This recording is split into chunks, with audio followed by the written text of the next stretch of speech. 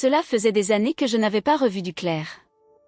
Il n'était pas mon père biologique, mais c'est lui qui m'avait élevé après le départ de mon père, me guidant, m'enseignant tant de choses. Pour moi, il était plus qu'une figure paternelle. Alors, lorsque j'ai appris que j'allais le retrouver au mariage de ma cousine, j'ai ressenti une drôle d'appréhension, un mélange d'anticipation et de nervosité. Je ne savais pas exactement pourquoi. Mais dès le premier regard échangé, tout s'est éclairci. Duclair avait vieilli, bien sûr, mais il gardait cette élégance et cette force tranquille qui m'avaient tant marqué quand j'étais enfant. Son regard, toujours aussi profond, s'est posé sur moi avec une intensité qui m'a déstabilisée. En sa présence, je me sentais redevenir cette jeune fille qu'il avait protégée, mais il y avait autre chose, quelque chose de plus troublant. Pendant le dîner, je me sentais incapable de soutenir son regard plus de quelques secondes. Je détournais les yeux, essayant de me concentrer sur la conversation de famille, mais mon esprit revenait sans cesse à lui, à ses gestes mesurés, à la façon dont il souriait lorsqu'il écoutait attentivement. C'était comme si nous étions les seuls dans la pièce, liés par un fil invisible. Un soir, alors que tout le monde s'était retiré dans leur chambre, je suis sortie dans le jardin pour prendre l'air. J'avais besoin de me retrouver, de comprendre ces sentiments qui m'envahissaient. Et c'est là qu'il m'a rejointe. Il s'est avancé doucement vers moi, l'air aussi troublé que moi. « Je suis désolée si je te dérange », m'a-t-il dit d'une voix douce, presque hésitante. Mais je ne pouvais pas cacher mon émotion, et mes yeux trahissaient tout ce que je ressentais. Nous sommes restés silencieux un long moment, nos regards parlant pour nous. Il y avait quelque chose de magnétique entre nous, une force étrange qui me poussait à me rapprocher de lui. Lorsque nos mains se sont effleurées, une chaleur m'a envahi, et j'ai senti mon cœur battre si fort que je craignais qu'il ne l'entende. « Duclair, je ne comprends pas ce que je ressens » ai-je murmuré, presque pour moi-même. Mais il a hoché la tête, comprenant parfaitement, comme toujours. « Moi non plus, Alicia » m'a-t-il répondu, la voix rauque d'émotion. « Peut-être qu'il y a des choses qu'on ne peut pas toujours expliquer. » Ces mots ont résonné en moi comme une vérité absolue. J'aurais voulu me jeter dans ses bras, oublier le monde et laisser parler mon cœur. Mais quelque chose en moi m'a retenu, une petite voix qui murmurait que céder à ses sentiments compliquerait tout. « Je crois que nous devons être plus forts que ça, Duclair » ai-je murmuré en relevant les yeux vers lui. Il m'a regardé avec une tendresse infinie, une tendresse qui exprimait tout ce qu'il ne disait pas.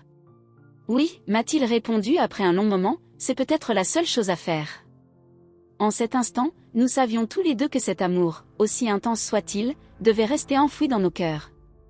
Sans un mot de plus, nous nous sommes étreints une dernière fois, une étreinte pleine de regrets et de compréhension. C'était un adieu silencieux, un adieu à des sentiments que nous n'avions jamais osé imaginer. Je suis repartie dans ma vie, emportant avec moi ce souvenir, comme un secret que je chérirai toujours. Dans les moments de silence, parfois, je me remémore ces instants et cette émotion si forte qui a rempli mon cœur. Ce n'était peut-être pas une histoire d'amour comme les autres, mais c'était la nôtre, une histoire d'un amour impossible, magnifique et inoubliable. Astérisque astérisque suite de l'histoire racontée par Alicia, astérisque astérisque. Les semaines qui ont suivi ces retrouvailles ont été étranges. Je me suis replongée dans mon quotidien, mais quelque chose en moi avait changé. Parfois, alors que je préparais le café le matin, que je marchais seule dans la rue, son image revenait me hanter, me rappelant ce moment suspendu dans le jardin. C'était un souvenir doux amer, un mélange de regret et de tendresse, qui m'accompagnait en silence. Un soir, après une longue journée de travail, j'ai reçu un message de Duclair. Rien de très personnel, seulement quelques mots pour me dire qu'il pensait à moi et espérait que tout allait bien. Ce simple message a ravivé en moi cette chaleur que j'avais cru endormie. Je me suis surprise à lui répondre avec un enthousiasme que je ne pouvais dissimuler, et peu à peu, les messages sont devenus plus fréquents. Nous parlions de tout et de rien, de nos journées, de souvenirs d'enfance, de rêves et de regrets. Chaque échange, chaque mot partagé, me rappelait combien nous étions connectés. Parfois, je me demandais si c'était une erreur, si nous jouions avec le feu. Pourtant, cette relation secrète, ces mots échangés en toute discrétion, me rendaient étrangement vivante. Duclair semblait partager ce sentiment, nos conversations étaient empreintes de cette retenue délicate, mais aussi d'une affection qui transparaissait à travers chaque phrase. Un jour, il m'a invité à le rejoindre dans sa maison, juste pour discuter, disait-il. J'étais nerveuse, mais je ne pouvais refuser. En franchissant la porte de chez lui, je me suis retrouvée plongée dans des souvenirs, des moments passés dans cette maison, où je m'étais toujours sentie en sécurité, protégée. Mais ce jour-là, la maison avait une atmosphère différente, une chaleur et une intimité nouvelles. Nous nous sommes assis dans le salon, parlant d'abord de sujets légers. Mais bientôt, les mots ont laissé place au silence, un silence rempli de cette tension familière. Son regard s'est posé sur moi, et j'ai senti mon cœur s'emballer, comme si tout ce que nous avions tenté de réprimer jusque-là devenait impossible à contenir. « Alicia » a-t-il murmuré doucement, sa voix pleine de ce mélange de regret et de désir qui m'avait tant troublée. « Je n'ai jamais voulu compliquer ta vie, et pourtant, je crois que, j'ai toujours su que ce que je ressentais pour toi dépassait le simple attachement. » Je me suis approchée de lui, mon cœur battant à tout rompre. À cet instant, il n'y avait plus de raison, plus de culpabilité, seulement cette attirance irrépressible. Nos visages étaient si proches que je pouvais sentir son souffle, et avant même de pouvoir réfléchir, mes lèvres ont frôlé les siennes. Le baiser était doux et hésitant, mais empli d'une intensité que je n'avais jamais ressentie. C'était comme si, pendant toutes ces années, nous avions attendu cet instant sans le savoir. Mais aussi beau que cela soit, je savais au fond de moi que cela ne pouvait durer. Nous étions en train de franchir une limite, de briser cet équilibre fragile. Lorsque nous nous sommes finalement détachés, un silence lourd a rempli la pièce. Duclair m'a regardé, l'air ému et perdu à la fois. Il a pris ma main dans la sienne, la serrant avec tendresse. « Alicia, je crois que, nous devons nous dire au revoir, pour de bon cette fois-ci. Si nous continuons, nous allons blesser trop de gens, et peut-être nous-mêmes. » Les larmes ont coulé sans que je puisse les retenir. J'ai hoché la tête, sachant qu'il avait raison. Cet amour, aussi intense soit-il, était voué à rester une histoire inachevée, une parenthèse secrète dans nos vies. Nous nous sommes quittés ce soir-là, sans un mot de plus. Mais même si nos chemins ne se croiseraient plus, je savais qu'il resterait une partie de moi. Et peut-être que, dans une autre vie, nous aurions pu vivre cet amour sans barrière.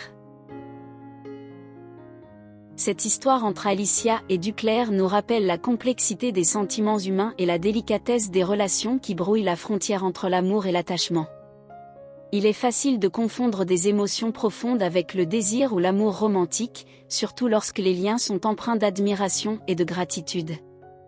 Alicia découvre qu'en revisitant son passé, elle ressent des sentiments inattendus pour Duclair, l'homme qui l'a élevée et soutenue.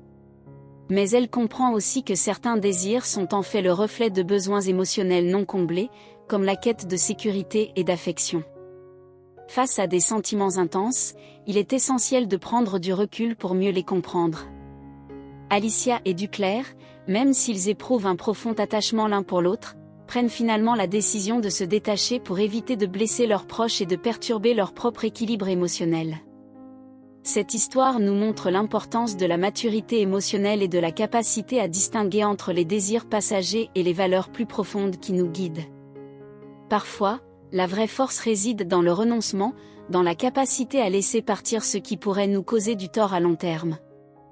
L'histoire d'Alicia et Duclair nous enseigne que l'amour véritable ne consiste pas toujours à posséder ou à céder à ses désirs, mais parfois, à faire preuve de sagesse et de retenue.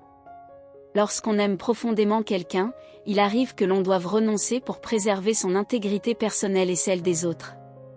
Pour Alicia et Duclair, se laisser aller à leurs émotions aurait pu les mener vers un chemin de regret et de souffrance.